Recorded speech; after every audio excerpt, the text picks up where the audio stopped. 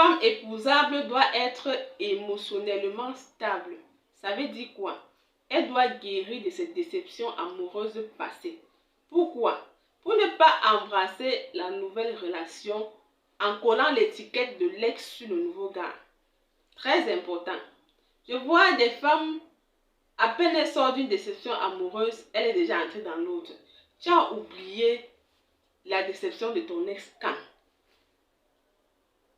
Comment est-ce que tu dois mieux gérer la prochaine relation pour ne pas commettre les mêmes bêtises que tu as fait dans la relation dernière? Arrêtez un peu ça les femmes. Apprenez quand vous quittez d'une déception amoureuse, vous marquez une pause.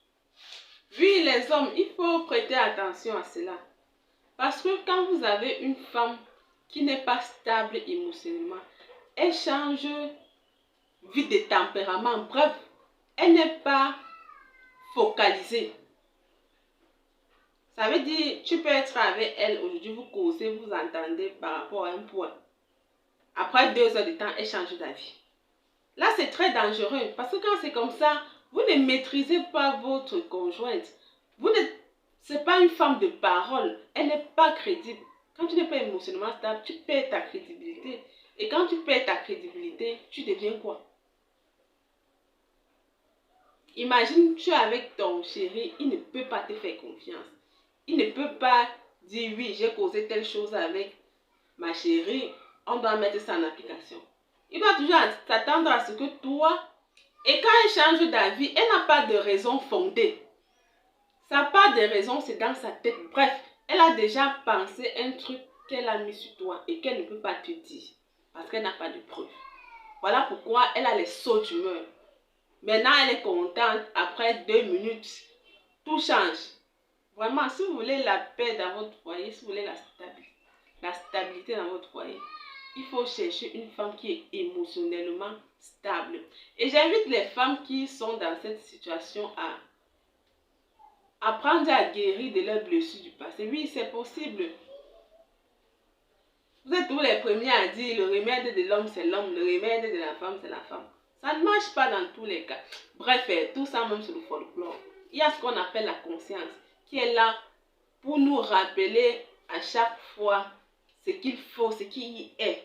Donc, mes chéris, quand vous sortez d'une déception amoureuse, là, apprenez à guérir de vos blessures du passé. Et pour le faire, il faut marquer une pause. Il faut parfois être seul. Il faut être, c'est qu'on est parfois seul qu'on réfléchit mieux. Là, on n'est pas distrait. On réfléchit mieux sur sa vie. Apprenez à accepter ces moments-là.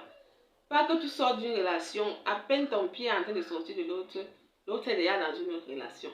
Tu auras le temps de te remettre en question quand? Quand est-ce que tu auras le temps de comprendre ce qui n'a pas marché dans la relation ancienne pour pouvoir éviter de commettre les mêmes erreurs dans la prochaine relation? Pause publicitaire. Pour avoir ce magnifique thème, j'utilise la gamme Métis de chez Caresse Beauty qui est ma propre marque de produits cosmétiques. Ça, c'est le lait. On a également la crème visage. On a aussi le gommage. Oui, le gommage, c'est très important pour exfolier la peau. Enlever les cellules mortes à la surface de la peau et faciliter la pénétration de tout autre produit que vous allez appliquer sur votre peau. On a également le lait hydratant et nourrissant. C'est pour la journée. Quand vous éclaircissez la peau, il faut hydrater et nourrir votre peau en journée. Parce que les produits éclaircissants ne s'utilisent pas en journée, surtout quand vous êtes exposé au soleil. Maintenant, pour toutes celles qui veulent adhérer à notre programme de formation sur l'éducation au mariage, parce qu'il y a l'accompagnement, vous pouvez nous contacter. Donc, c'est ce que j'avais à partager avec vous aujourd'hui. Portez-vous bien et surtout n'oubliez pas qu'un prétendant bien choisi et bien managé égale un mariage.